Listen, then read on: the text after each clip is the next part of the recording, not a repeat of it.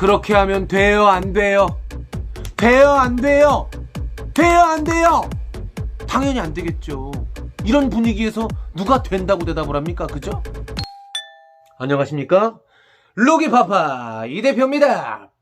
오늘은 루기파파 이 대표가 왜 다시 카메라를 켰느냐? 오늘의 주제는 아직도 어린이들에게 돼요, 안 돼요? 라고 물으십니까? 입니다. 어린이들에게 굉장히 많이 어른들이 썼던 말투입니다. 돼요, 안 돼요? 이렇게 하면 돼요, 안 돼요?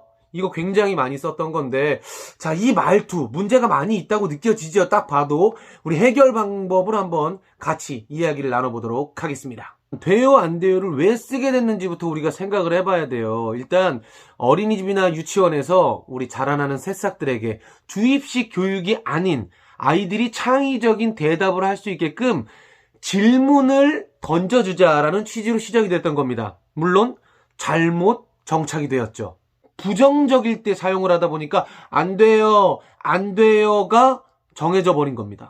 저 같은 경우에는 친구들이랑 장난을 제가 많이 치기 때문에 되는 경우를 물어봐요, 제가. 자, 우리 친구들 이렇게 선생님이 수업할 때 멋지게 앉아있으면 돼요, 안 돼요? 아이들이 안 돼요! 자, 우리 친구들 선생님이 이렇게 얘기하는데 예쁘게 앉아서 잘 들으면 돼요, 안 돼요? 안 돼요! 돼요? 헷갈려 하기 시작하는 거죠.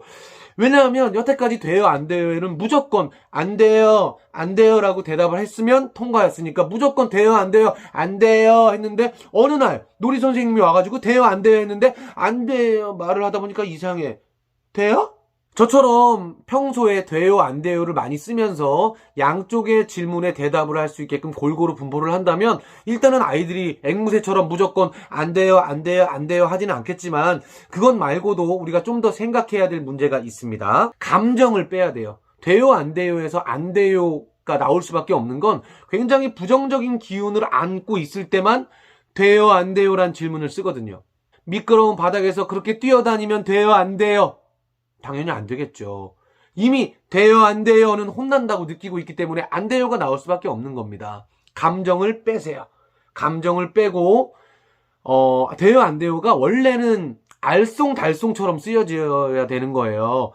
될 수도 있고 안 될 수도 있겠는데 어떤 실험을 하듯이 이걸 이렇게 하면 될까 안 될까 이럴 때 사실은 알쏭달쏭하게 돼요, 안 돼요를 써야 되는 건데 우리는 지금 아이들을 혼낼 때만 쓴다는 겁니다. 우리가 뭔가 할 때 이제 돼요, 안 돼요를 많이 쓰는 이유가 바빠. 엄마 아빠들이나 선생님들이 바빠. 그러다 보니까 이거 이렇게 뛰어다니면 된다 그랬어, 안 된다 그랬어. 돼요, 안 돼요. 빨리 하고 안 돼요 듣고 엄마는 또 가야 돼. 선생님 가야 돼.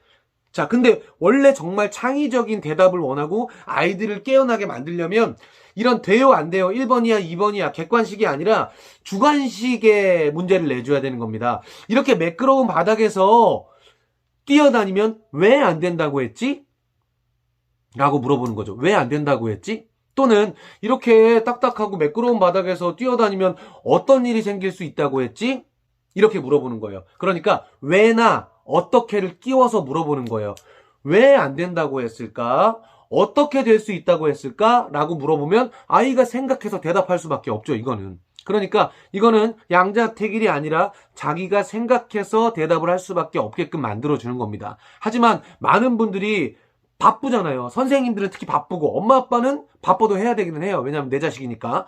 자, 어쨌거나 이렇게 좀 창의적으로 대답할 수 있도록 질문을 해주면 되겠습니다. 모든 이런 상황에 아이들에게 질문하듯이만 해야 되느냐, 저는 또 그렇게 꼭 생각하진 않아요. 약간 믹스해서 사용을 하긴 하지만 직접적인 훈육도 필요하다고 생각합니다. 자, 이렇게 매끄러운 바닥에서 그렇게 뛰어다니면 넘어져서 다칠 수 있다고 했잖아. 우리 다음부터는 이런 데서는 꼭 걸어 다니기로 약속하자. 오케이? 약속.